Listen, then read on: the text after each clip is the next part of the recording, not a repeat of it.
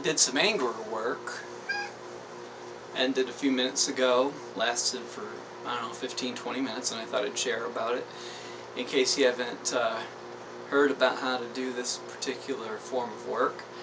In Gestalt Therapy, it's pretty common, and I think that a lot of people understand intuitively that it's important to release emotions that are pent up.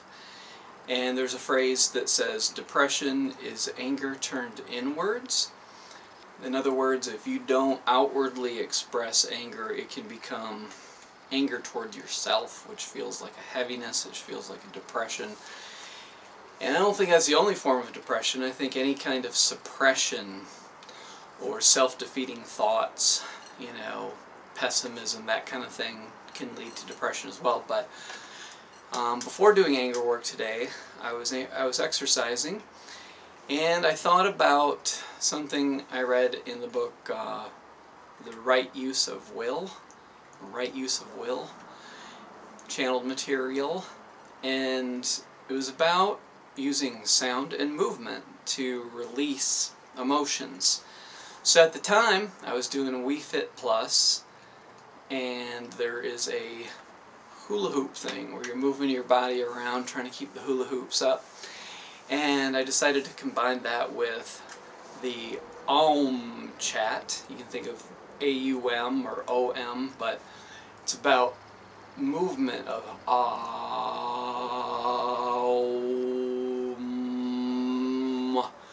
It's a movement from the throat out the lips of air, of energy, of sound. Aum, Aum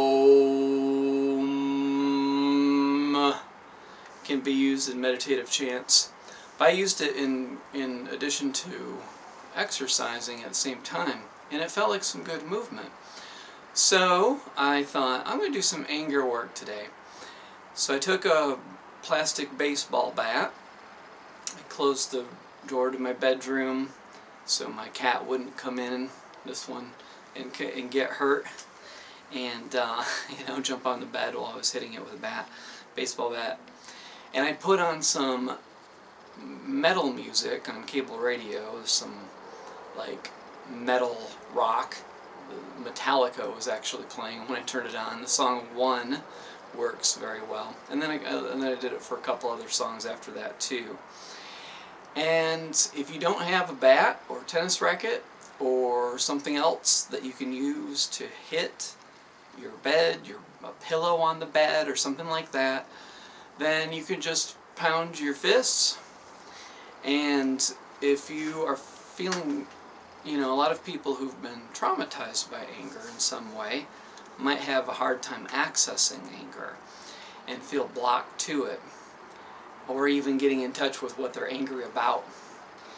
And as you begin doing anger work, you can just, you know, swear and just, you know, repeat swear words, F you, you know, saying more graphic version, and just saying that over and over until you start to access something within you that you really are angry about, somebody else's choices or behaviors or feelings within you of hurt, pain, betrayal, disillusionment, loss, anything that felt hurtful.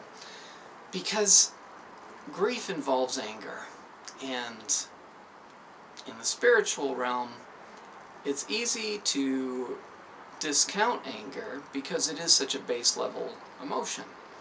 But it's also very healing to release it. And in addition to having a meditative or, you know, like Eckhart Tolle's feeling your pain body approach, I think that anger work can fit in with more kind of gentle spiritual approaches to healing. It doesn't make you an angry person to express your anger. It makes you an angry person to suppress your anger. It's better to express it than suppress it, because when it's suppressed, it can lead to passive-aggressive behavior, it can lead to some kind of eruption, like a volcano. It has a lot of buildup and then just releases. It can lead to self-punishment. A lot of things can happen that are negative if you don't deal with anger. And it's completely normal. Now, people don't go around expressing their anger in public because that would not be socially acceptable, and it would be scary to other people, and it might lead to being arrested and so forth. But that doesn't mean people don't have it. Almost everybody has some degree of unfinished business, unresolved feelings within them that feel angry. And expressing this really does help you feel lighter. I had a dream last night. I was floating. It was really cool. I was in a house. One room had a normal ceiling, the other had a large ceiling, and I was floating around it all over the place. And then there was this guy who was going to assault me. He was flirting with his girlfriend or something like that.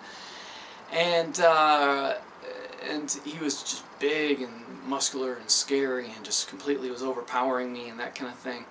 And I think that may have been, this dream, as I think back on it, may have been symbolic, because I could access that feeling of being overpowered and remember, like, my mom's boyfriend when I was about 12 coming in, and he was drunk and he was yelling at me. He said he hated kids and to get out of there, and just horrible things that just really shocked and you know, traumatized me. But I just suppressed it because I still had to be around this guy, you know. And so I could access that during anger, and I think the symbolism of the floating in the dream is about, you know, the lightness that comes from the release of this kind of heavy, toxic emotion that can be carried around. So now if you live in an apartment within walls or something like that, you can still do this kind of thing.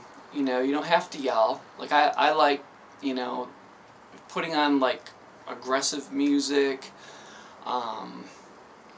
and yelling, but I have a lot of white noise where I live, being close to a highway, and so it's not as disturbing, not as likely for the cops to be called by my neighbors with the white noise out there.